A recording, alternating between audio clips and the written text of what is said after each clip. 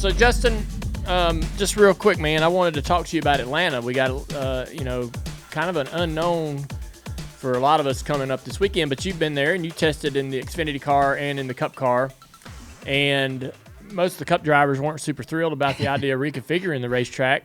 They didn't narrow it up like 15 feet. Mm-hmm. It's still about the same width as Charlotte. When you go around the racetrack, does it feel narrow? I wouldn't say that it feels narrow. That's probably the one thing that I was mostly surprised with when we got there. I felt like I was gonna be really funneled in, and it didn't seem that way. The biggest thing that I noticed is the angle of the front straightaway. So when we went there and tested the first time for the Goodyear tire test with the Xfinity Series car, the front straightaway angle, none of us had ever really noticed it, right? I mean, I don't know. I guess because the infield was pushed out, it was more noticeable. But you came off of turn 4 and you were looking at a wall that was coming straight on at you. And how I know that change? I don't know how it changed. I don't know if the angle of the approach changed or what. But we noticed it on our day, and then especially the Cup guys. Kurt Busch was one of them that was really vocal about it because I think everybody talks about as you get older, you probably lose your reaction time and all that. I think you just crash enough that you lose the ability to want to hit a wall, right? So Kurt was pretty adamant about it. We all talked about it.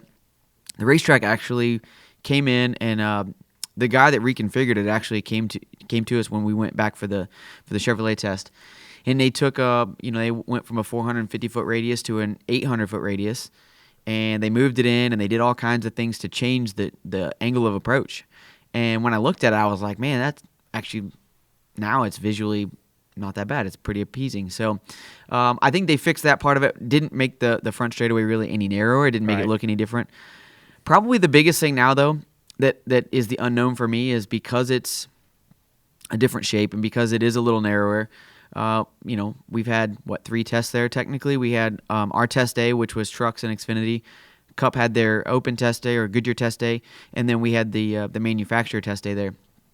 Nobody's moved off the bottom. Right. We've all run around the bottom because it's single car. I mean, you go to Daytona Talladega, you're not going to drive around the top if you don't have to, right? Yeah. There's no reason to drive around up there. So that's my only concern. And with a new racetrack and new asphalt and a really hard tire, they're going to bring a hard tire.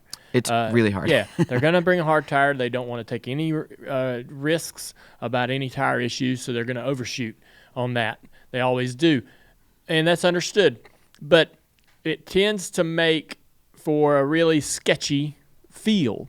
Yeah. You'll drive the car, and it'll get faster and faster each lap. You'll get more and more comfortable. The tire feels better and better, but then there's this drop-off like a cliff where all of a sudden it just spins out or it just kind of starts chattering, but it's really fast.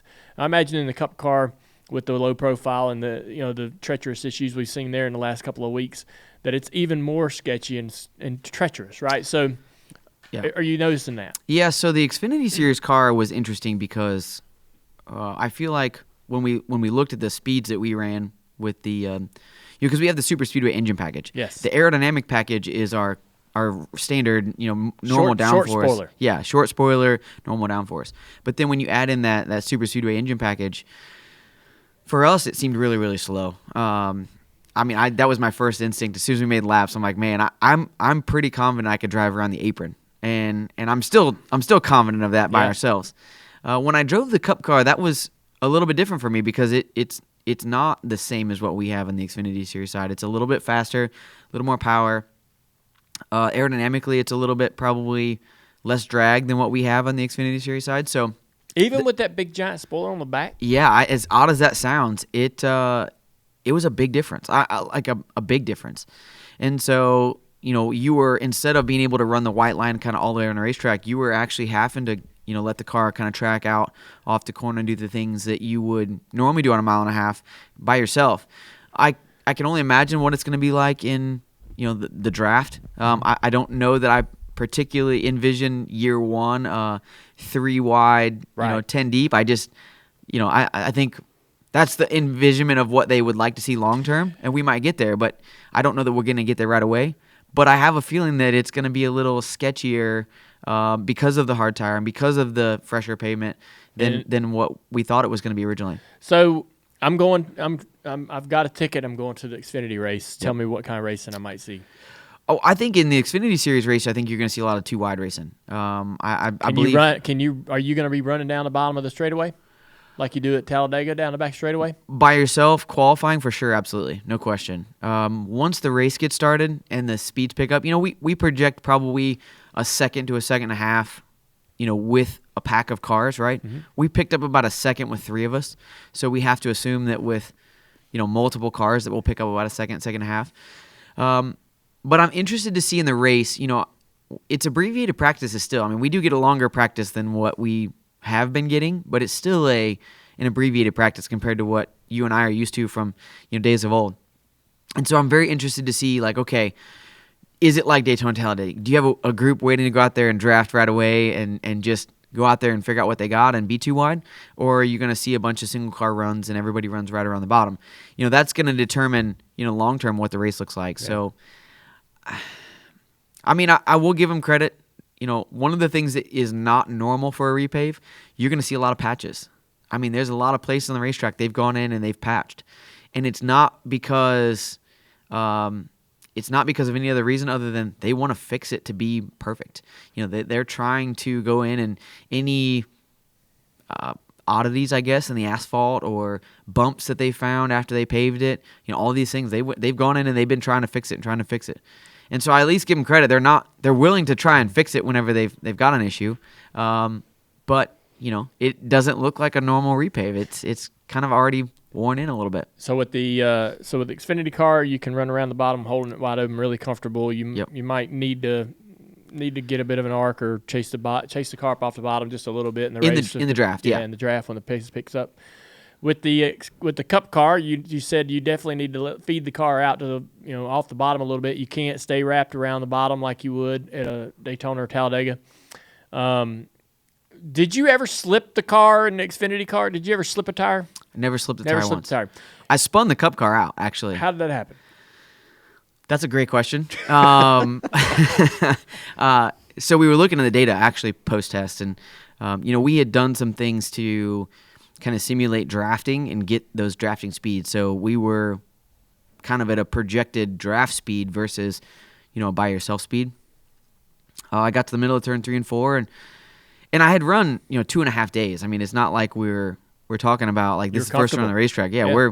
We're driving around and we were lap 5 of a 25 lap run, and I went off into turn 3, and about mid corner, I felt it snap, and I chased it all the way until the front straightaway. And I actually thought I was going to miss everything. I didn't hit anything until the front straightaway, and I caught the edge of the grass. And we don't know if I caught a sprinkler head or something, but something in the grass that I caught, but going backwards, it tore up the wheel force car a little bit. I tore the sensors off the right rear wheel, so I was pretty bummed on that. Obviously, I flattened some tires, but I felt pretty good about not hitting anything because that car is pretty expensive. I mean, the data telemetry that's on that car is pretty incredible. So pretty bummed that I spun it out. But, I mean, literally, I went from being perfectly stable to backwards before I realized it. And we went back and looked at the data, and they're like, yeah, for 2.5 days, we were actually a lot looser than what we thought we were. But from a driver's standpoint, I just thought I was on, like, pretty comfortable and everything felt good. So I think that's the thing with this new next-gen Cup car is, especially at a place like that where you're not trimmed out, but you're literally maxed out, right? And you're on a hard tire. I think perception of grip is probably a little skewed. So I think that's why you see some of these guys having issues where, we know lower is faster. We know all these things that, years have taught us what makes a car go faster on a racetrack. And I think that this week's kind of going to be no different. You're gonna find those moments of like, hey, we're going to trim it out. We're going to do all these things to make speed. And then as a driver, your mindset is to go out there and, okay, it's going to have grip. And it does until it doesn't. And then you're backwards and you got to figure out how to fix it. What am I to make of running a Superspeedway motor on a intermediate track?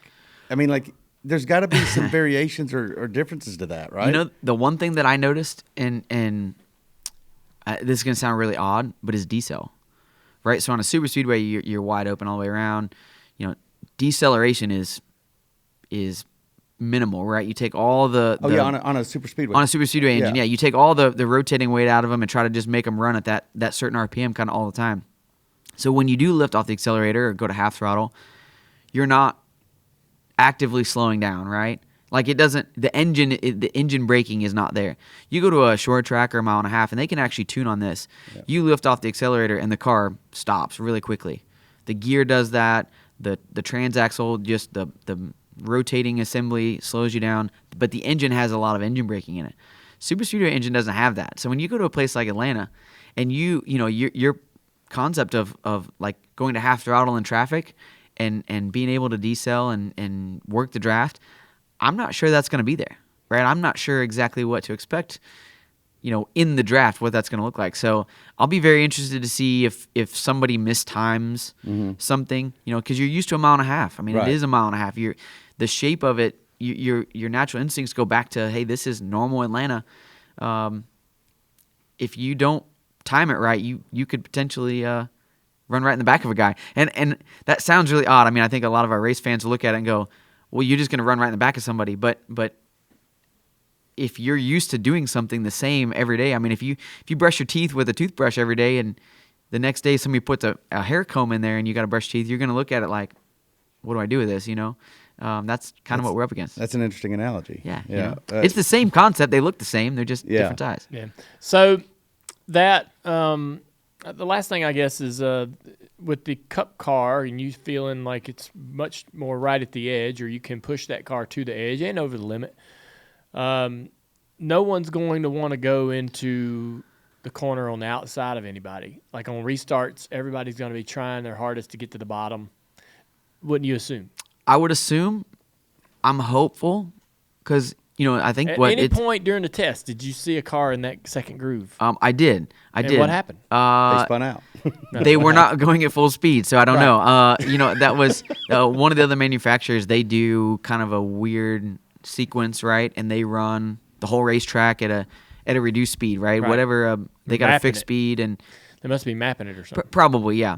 And so you see that, and you watch the car go around there, and you're like, well, you can only judge speed, right? So I'm going to say, okay, they're going 150, right?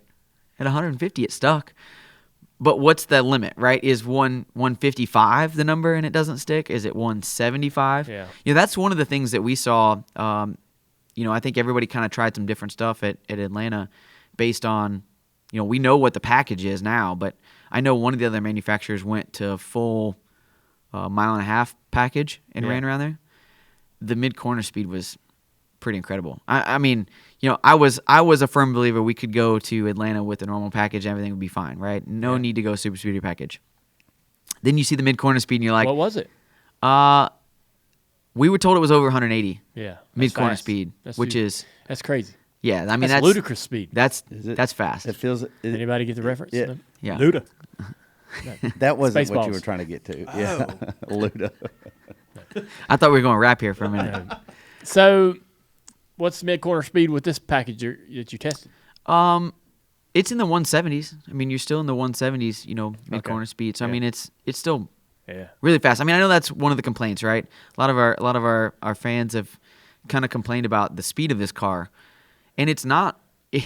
This car may not be as fast at the end of the straightaway, but it's flying through the corner. Like, I think people don't necessarily give that as much credit. I mean, we both crashed at high rates of speed, right? Yeah. But typically, like 160 has been like a good mid-corner decel speed. That's a great comment. I never minded much how fast I was going at the end of the straightaway. It was always the center of the corner that bothered me the most, because if you ever, if you keep on bumping that speed up in the middle of the corner with downforce, and when you take power out of the car, you can actually go through the center of the corner faster.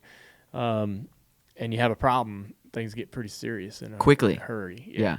I mean, you look at Ross Chastain at California. Yeah. I mean, he didn't even know what he was going to have happen. I mean, like, he got down to the bottom and thought he was good. And boom. And, they didn't even look like, you weren't sitting there watching that going, man, they're flying through the middle of the corner. Oh, if somebody has a problem. They look normal. Right. Until he was out of control. And then you're like, holy cow. Right. That was a hard hit. Right. And that car doesn't seem to absorb. The hits seem very brutal.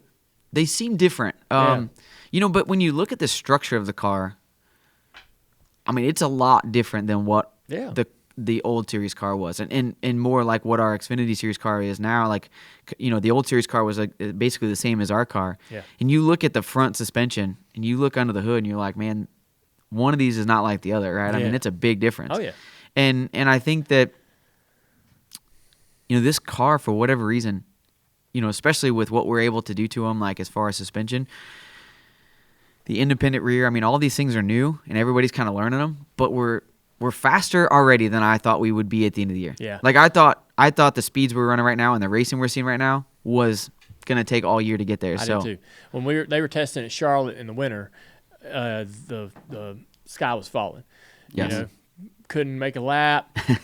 Cars drive terrible. Don't know what we're gonna do. And now, I thought we were going to get a few guys retiring yeah, after the Charlotte test. They've I made- really thought that. they've made leaps and bounds of as far as comfort and grip. There's still a long way to go. Still a long way to go, but the racing has been Yeah. way better than I think anybody anticipated Oh, sure. to start with. Yeah. So I'm excited that you're talking about what's going on with like these races, right? Like Yeah. this is important, and I think our fans are really gonna. Dude, I know. I'm excited to see what they think. We're gonna cut this up, put it on YouTube, and you're gonna tell fans what to expect this weekend. I hope I'm not doom and gloom. You're not. I hope I'm You're not. realistic. No. I feel like I'm excited about it. Yeah. Is I've been there twice for multiple days, and I still have no idea what to expect. So I think we're gonna see, whether you were going to see a comedy or a horror flick, you're excited, you're looking forward to it, right? I'm hoping it's more comedy. I think we're gonna see something good. Yeah. We're gonna be entertained. This is gonna be a thriller. It'll be Action a thriller. thriller. Action thriller. Yeah, there you action go. thriller. I think it'll be an action thriller myself. I can't wait to watch it. Yeah, I'm excited. Thrilled. All right, buddy. Thank you you. for coming in. If you like that conversation, well, you ought to listen to the entire podcast. Of course, the Dale Jr. download is available on all major podcast platforms.